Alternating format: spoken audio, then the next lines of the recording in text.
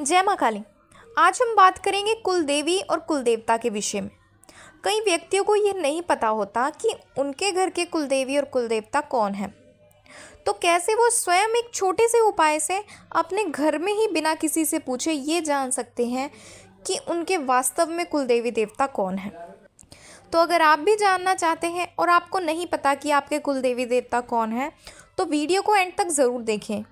और अगर आप हमारे चैनल पर नए हैं और हमारी वीडियो को पहली बार देख रहे हैं, तो हमारे चैनल को सब्सक्राइब कर लीजिए, क्योंकि हमारे चैनल पर आपको भक्ति, पूजा पाठ और साधनाओं से जुड़ी वीडियोस मिलती रहेंगी। तो चलिए वीडियो को शुरू करते हैं। तो सबसे पहले मैं आपको ये बता देती हूँ कि वास्तविकता में कुल देवी देवता होते कौन हैं। तो कुल देवी देवता वो होते हैं जो हमारे घर में कई पीढ़ियों से जिनकी पूजा होती आ रही है, यानी कि हमारे दादा जिनकी पूजा किया करते थे, या हमारे परदादा जिनकी पूजा किया करते थे, या उनसे आगे जो उनकी पूजा किया करते थे। तो इस तरह से जो देवी या देवता पीढ़ी दर पीढ़ी आपके घर में पूजित होते हैं, उन्हें ये आगे चलकर कुल देवी और कुल देवता मान लिया जाता है। जैसे मान लीजिए, अगर आपके घर में माँ काली की पूजा होती है और आपके दादा भी माँ काली की पूजा किया करते थे, या आपके परदादा भी माँ काली की पूजा किया करते थे, या उनसे पहले भी जो माँ काली की पूजा किया करते थे, तो मान लीजिए कि माँ काली ही आपके घर की कुल देवी है। तो इस तरह से कई लोगों के घर में केवल कुल देवी होती है और कई लोगों के घर में केवल कुल देवता होते हैं, और कई घरों में कुल देवी और कुल देवता दोनों ही होते हैं। तो इस प्रकार अगर आप नहीं जानते कि आपके घर में कुल देवी है या कुल देवता है या कौन है, तो आप ये छोटा सा कार्य अपने घर में करके ये जान सकते हैं कि आपके कुल देवी और कुल देवता कौन है। लेकिन इस कार्य को करने के लिए आपको कुछ सामग्री की आवश्यकता होगी। तो जो मैं अब आपको सामग्री बताने जा रही हूँ, इसको नोट कर लीजिए। सबसे पहले आपको चाहिए एक सुपारी, उसके बाद आपको चाहिए 2 लड्डू, फिर आपको चाहिए 1 कलावा, 1 देसी घी के दीपक, 1 सरसों के तेल का दीपक, और थोड़े से अक्षत, 2 लौंग और 11 रुपए। और जाप करने के लिए आपको 1 रुद्राक्ष की माला। अगर आप पहले से ही जाप करते हैं तो आप उसी रुद्राक्ष की माला से जाप कर सकते हैं। लेकिन अगर आप जाप नहीं करते और आपको नई माला खरीद कर लानी है, तो आप माला से जाप करने से पहले माला का शुद्धिकरण ज़रूर करें। और शुद्धिकरण की वीडियो मैंने अपने चैनल पर बनाकर अपलोड की हुई है, आप वहां से जाकर उस वीडियो को देख सकते हैं। तो इस प्रकार से आपको ये सभी सामग्री लेनी है, और आपको ये उपाय सोमवार के दिन करना है, और आप सोमवार के दिन शाम के समय इस उपाय को कर सकते हैं। तो इस उपाय को करने के लिए सबसे पहले आपको अपने घर के मंदिर में 1 देसी घी का दीपक जलाना होगा, और दीपक जलाते समय आपको बोलना है कि हे मेरे घर के कुल देवी या कुल देवता, कृपया इस दीपक में विराजमान हुए। तो इस तरह से आपने आवाहन करते हुए दीपक जलाना है। फिर उसके बाद आपको अक्षत से अपने घर के मंदिर में, यानी कि जहाँ आपने दीपक जलाया है उसके सामने एक अष्टदल कमल बनाना है, और फिर उस अष्टदल कमल पर आपको एक सुपारी स्थापित करनी है।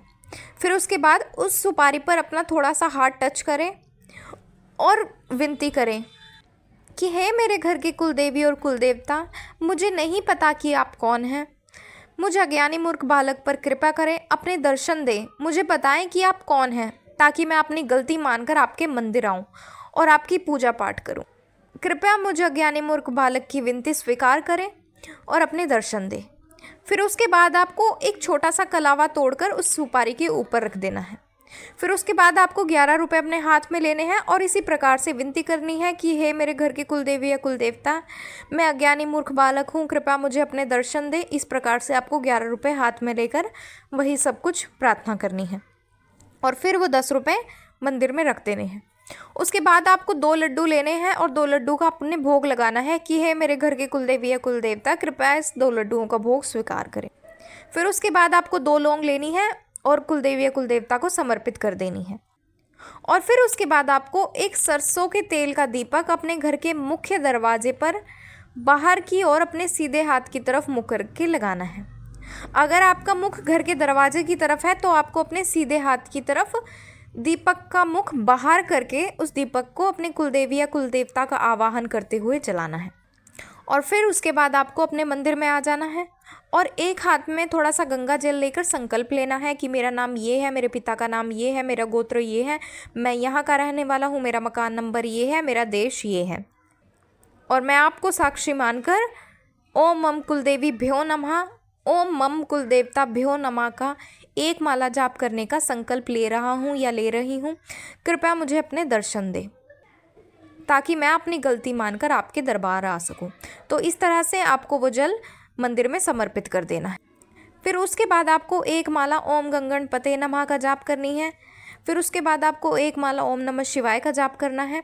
फिर उसके बाद आपको एक माला ओम मम कुलदेवी भ्यो नमः का जाप करना है। फिर उसके बाद आपको एक माला ओम मम कुलदेवता भ्यो नमः का जाप करना है। तो इस तरह से आपको एक एक माला कुलदेवी और कुलदेवता का मंत्र जाप करना है। आप हो सके तो आप ज़्यादा भी माला जाप कर सकते हैं। फिर उसके बाद आपको सोते समय अच्छी तरह हाथ मुंह धोकर सोना है और आप चाहे तो आप मंदिर में भी सो सकते हैं। तो आप देखेंगे कि उसी रात आपको आपके कुलदेवी और कुलदेवता के दर्शन होंगे और हो सकता है कि वो आपको कोई संकेत दें। जैसे अगर आपकी कुलदेवी माँ दुर्गा है तो हो सकता है आपको उनका शेर दिखाई दे। तो इस तरह से आपको उन संकेतों को समझना होगा। वो चाहे तो आपको अपना सिद्धपीठ मंदिर दिखा सकते हैं या उनकी कोई तस्वीर दिख सकती है या आपको उनका कोई भगत दिखाई दे सकता है जो उनकी पूजा करता है और जिनको आप जानते हैं, या कोई व्यक्ति आपको उनका नाम बताते हुए दिखाई दे सकता है या आपको उनके नाम के कुछ पहले अक्षर दिखाई दे सकते हैं। तो इस तरह से आपको बहुत ही बारीकी से इन संकेतों को समझना है। और जब आप पूरी श्रद्धा और भाव के साथ ये कार्य करेंगे तो आपको पहली रात ही अपने कुलदेवी और कुलदेवता के दर्शन हो जाएंगे। और अगर आपको पहली रात अपने कुलदेवी और कुलदेवता के दर्शन नहीं होते तो आप दूसरे दिन भी सुबह और शाम के समय इसी तरह दीपक जलाएं और भोग लगाएं। और भोग में आपको 2 लड्डू का भोग नहीं लगाना है। आप मिश्री का भोग लगा सकते हैं या आप गुड़ का भोग लगा सकते हैं या आप बताशे का भोग लगा सकते हैं। और अष्टदल कमल और सुपारी को उसी तरह से वहीं पर स्थापित रहने दें। बस आपको दीपक जलाना होगा और भोग लगाना होगा। तो इस तरह से दोबारा विनती करें कि हे कुलदेवी और कुलदेवता मुझे अपने दर्शन दें। तो आपको दूसरे दिन आपके कुलदेवी और कुलदेवता के दर्शन अवश्य ही हो जाएंगे। और अगर आपको दूसरे दिन भी नहीं होते तो आप इसी तरह से इस कार्य को करें, आपको जल्दी ही आपके कुलदेवी और कुलदेवता दर्शन देंगे।